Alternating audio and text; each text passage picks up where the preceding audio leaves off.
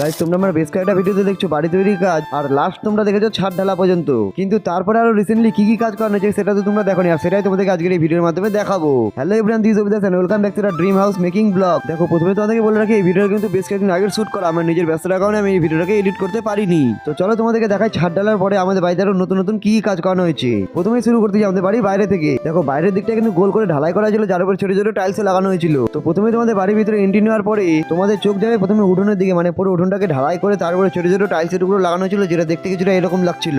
আর উঠোনের মাঝখানে এরকম একটা উঁচু পিড়ির মতন দেখতে পারবে, এটা আসলে হচ্ছে নতুন বাথরুমের জন্য ট্যাঙ্কি, যার গভীরতা প্রায় 10 ফিট। আসলে হঠাৎ করে কেউ যদি দেখে কেউ ধরতে পারবে না যে নিচে ট্যাঙ্কি আছে। আর এদিকে করা ছিল উঠোনের মধ্যে একটা ট্যাপের কানেকশন। আর তোমাদেরকে যেমনটা বলছিলাম স্টোর রুম, আর সেই স্টোর রুমের সামনে লাগানো ছিল একটা শাটার, মানে মিডিয়াম সাইজের একটা শাটার লাগিয়েছিলাম, যেটা দেখতে বেশ ভালো লাগতেছিল। চলো এই ঘরটার মধ্যে কি কি আছে সেটা তোমাদেরকে এবার দেখাই। দেখো এই ঘরটার মধ্যে করা হয়েছে ফসল রাখার জন্য, আর বর্তমানে যেহেতু ফসল নেই তাই এই ঘরে এখন সাইকেল বা স্কুটি আর নানান ধরনের জিনিস রাখা হয়। আর প্রত্যেকটা নতুন ঘরে কিন্তু আন্ডাররাইডিং এর কাজ করানো হয়েছে। এইদিকে তোমরা দেখো বাথরুমের ভেতরেও প্রায় পাইপলাইনের কাজ কমপ্লিট, এখন শুধু টাইলস লাগানোর পালা। আর কিচেনেও পাইপলাইনের কাজ হয়ে গেছে কমপ্লিট। আর যেমনটা বলেছিলাম সাইড রুমের ভেতরেও কিন্তু করানো হয়েছে ওয়্যারিং। আর ডাইনিং রুমের উত্তর দেওয়ালে করা ছিল টিভি লাইনের জন্য ওয়্যারিং আর ফুটিং এর জন্য। আর নতুন ঘরগুলোর এমসি বক্স করা হবে এখানে, তাই এখানে এতগুলো পাইপ। আর প্রত্যেকটা ঘরের নিচে করা হয়েছিল ঢালাইয়ের কাজ কমপ্লিট, এখন শুধু টাইলস লাগানো বাকি। মানে উঠোন থেকে দেখতে আমাদের বাইরে কিছুটা এখন এরকম লাগতেছিল, এখন শুধু প্লাস্টার আর রং করা বাকি। দেখো নিচে তো অনেক কিছু কাজ করানো হয়েছে, কিন্তু ছাদের উপরে কি কি কাজ করানো হয়েছে সেটা এখন তোমাদেরকে দেখাবো। প্রথমে তোমরা দেখো সিঁড়ির ঘরে আগের যে গেটটা ছিল সেটা ছিল একটা নর্মালি টিনের গেট, আর এখন লাগানো হয়েছে সেটার পরিবর্তে